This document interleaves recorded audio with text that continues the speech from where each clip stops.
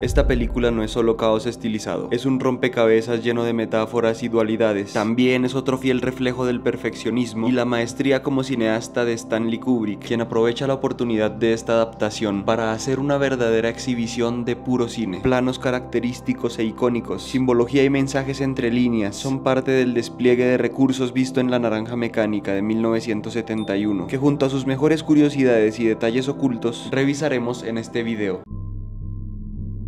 La película se desarrolla en una Inglaterra distópica, marcada por un fuerte deterioro social, cultural y moral. Aunque no se especifica una fecha exacta, lo que se ve en pantalla retrata una etapa postindustrial, donde la juventud ha perdido toda conexión ética con la sociedad. Geográficamente la película transcurre en una Londres ampliada y transformada, en un paisaje frío, impersonal y casi brutalista. Las locaciones utilizadas por Kubrick, edificios grises, pasajes oscuros y espacios desolados, enfatizan la desconexión entre el individuo y su entorno. Esta visión de Inglaterra distorsionada y decadente funciona como una crítica a las políticas sociales de la época. Kubrick no solo retrata un país, sino una advertencia. Así podría lucir cualquier sociedad que pretenda controlar la moral desde la autoridad forzada. La escenografía en la película funciona como un reflejo del alma de sus personajes. Todo está cuidadosamente diseñado para incomodar, desconcertar y provocar. Los interiores, especialmente en las casas, son excesivos, cargados de colores estridentes y objetos sugerentes como decoración, creando espacios que parecen más una parodia de lo moderno que un hogar real. Kubrick no busca naturalismo, sino una estética teatral, cínica y absurda. El idioma que hablan Alex y sus drugos es una invención del autor Anthony Burgess, el Nadsat, una mezcla de inglés, ruso y jerga. Stanley Kubrick temía que lo hubiera usado mucho y que la película no fuera comprensible. La edición original de la novela recibió críticas similares y se añadió un apéndice con un glosario del Nadsat a la segunda edición y a las posteriores. Recordemos que la película es una adaptación de la novela con el mismo nombre de Anthony Burgess, publicada en 1962. En la película hay un detalle muy sutil. Alex se presenta en prisión como Alex Delarge.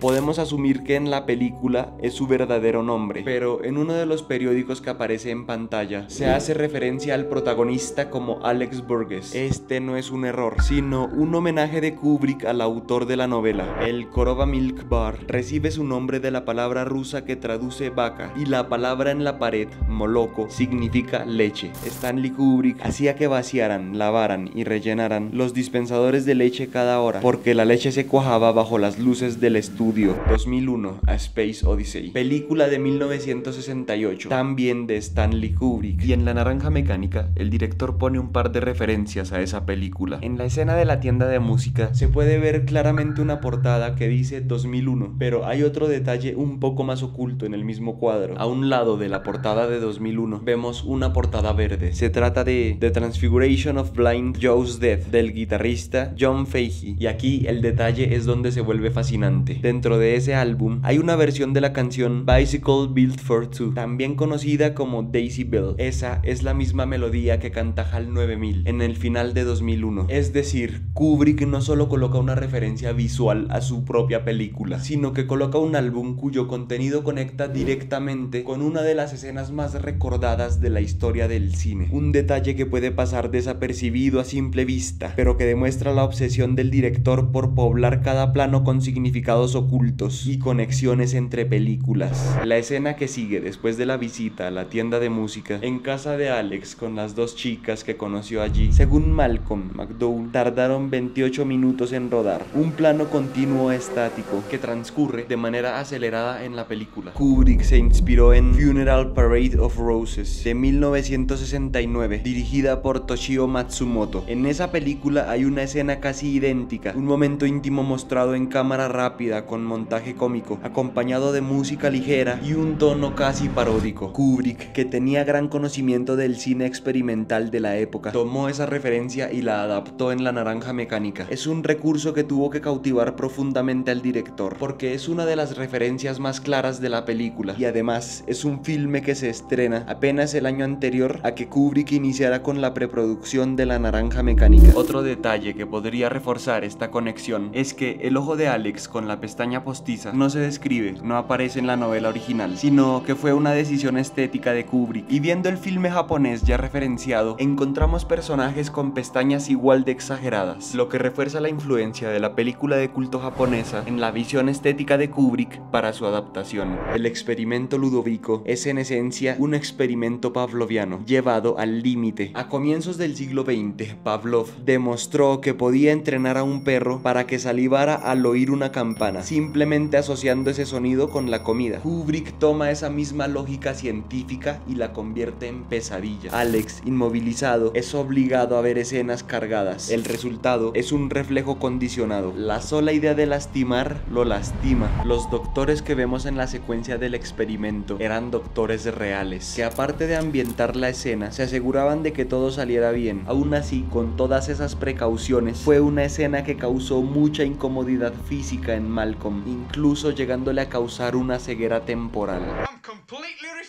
Desde el título, la película es concebida como una dualidad que podría sintetizar la obra en pocas palabras. El título, La Naranja Mecánica, esconde un simbolismo profundo que conecta directamente con la esencia de la historia. Por un lado, naranja representa lo natural, lo orgánico, lo humano. Por otro lado, lo mecánico hace referencia a lo artificial, a lo programado, a la idea de un ser humano que deja de decidir por sí mismo. Aquí entra el conductismo, una corriente que busca condicionar a las personas para que actúen de una manera determinada. Si personificamos el concepto, se puede ver la naranja mecánica como un individuo que aparentemente es tan complejo y diverso como la humanidad misma, pero solo es una carcasa. Internamente es como una máquina que funciona de acuerdo a una programación establecida, pero como ya vimos, esto elimina el libre albedrío y es algo que es esencial en el ser humano, para bien o para mal. On the third day, Stanley said to me, "Can you dance?" And I said, "Yes, why not?" You know. En una película cargada de paradojas y dualidades, una escena icónica es Alex interpretando Singing in the Rain, mientras invaden al escritor y a su esposa. En un principio, Stanley Kubrick pasó 10 días intentando filmar la escena. Esto se dice rápido, pero fue un estancamiento prolongado. Fueron 10 jornadas de trabajo, repitiendo la misma escena una y otra vez. Además, una escena pesada en muchos aspectos. Por esto, la primera actriz que contrataron renunció. Luego llegó Adrienne Corry, que sí estaba de acuerdo con lo que esperaban de ella. Luego pasaron otros 4 días experimentando con la escena. Finalmente Kubrick se acercó a Malcolm McDowell y le preguntó si podía bailar, y el actor se alejó tarareando Singing in the Rain. Le dijo al director que era la única canción que recordaba. A Kubrick le hizo tanta gracia y le gustó tanto el resultado que compró los derechos de la canción por $10,000, que serían unos $77,000 más o menos actualmente. And Kubrick took this immediately. Within 3 hours, he had the rights of the song. So, I mean, he's not rigid in any sense.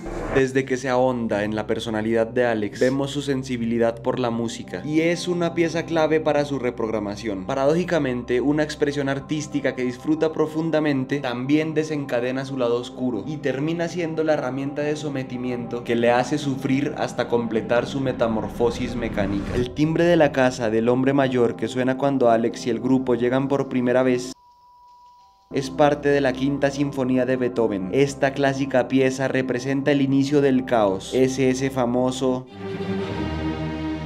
Se ha interpretado como una especie de llamada del destino, golpeando a la puerta.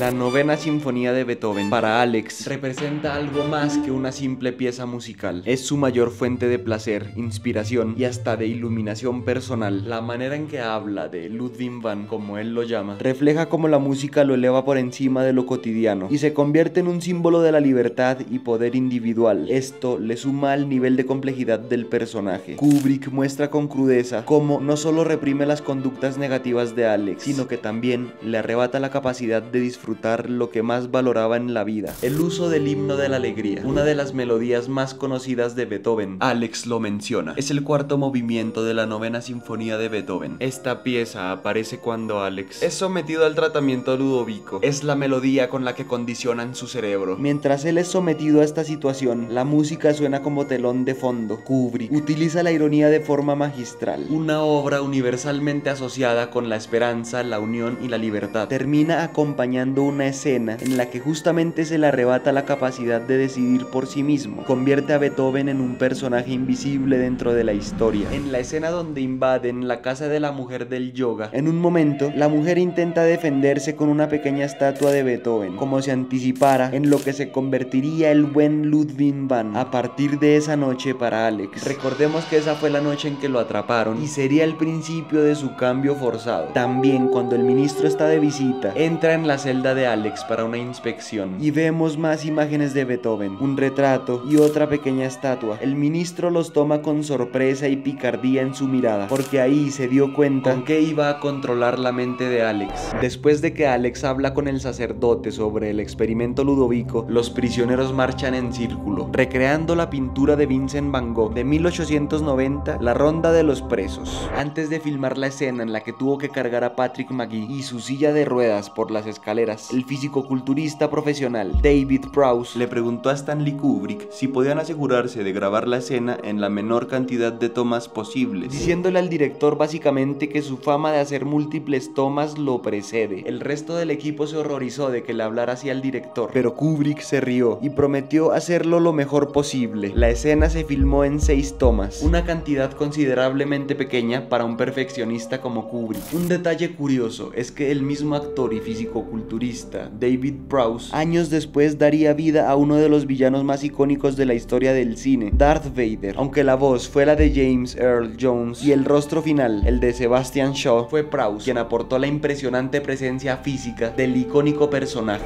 Stanley Kubrick, fiel a su obsesión por la perfección, filmó la escena final de la película aproximadamente 76 veces. Esa escena muestra a Alex fantaseando en la nieve, mientras todos lo aplauden justo antes de soltar su irónica frase.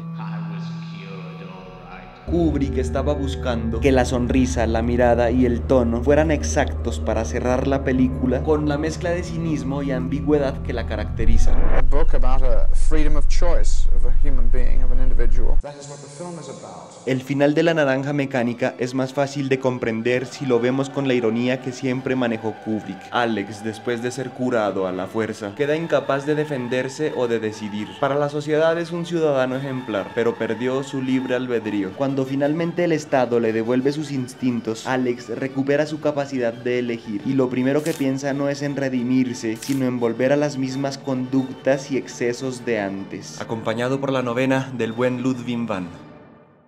Kubrick nos deja con la idea de que un ser humano sin libertad de elección no es verdaderamente un ser humano. Eso sí, sin justificar en ningún momento las acciones negativas, solamente haciendo énfasis en las maneras de corregirlas. El primer montaje de Stanley Kubrick, antes de contratar a varios editores asistentes, duraba casi 4 horas de película. Además, otro dato es que como medida extra, y quizá para evitar futuras reediciones, finalmente Kubrick hizo que su asistente destruyera todo el material no utilizado en el montaje definitivo. La película fue vetada en el Reino Unido por 27 años. Técnicamente no fue prohibida por el gobierno, sino que Kubrick mismo solicitó que la retirara del país en 1973 por motivos de seguridad personal. Esto ocurrió tras recibir amenazas hacia él y su familia, y después de que varios acontecimientos ocurridos en el Reino Unido fueran atribuidos a la influencia de la película. Resulta un poco irónico pensar que La Naranja Mecánica no pudo verse oficialmente en cines del Reino Unido durante toda la vida de Kubrick, y aunque él no era británico de nacimiento, sí fue el país donde vivió la mayor parte de su carrera, y además la tierra donde transcurre la historia que adaptó. Un detalle triste fue que Kubrick fallece en el 99, sin llegar a ver cómo su obra regresa finalmente a la pantalla grande en Inglaterra, un año después de su partida.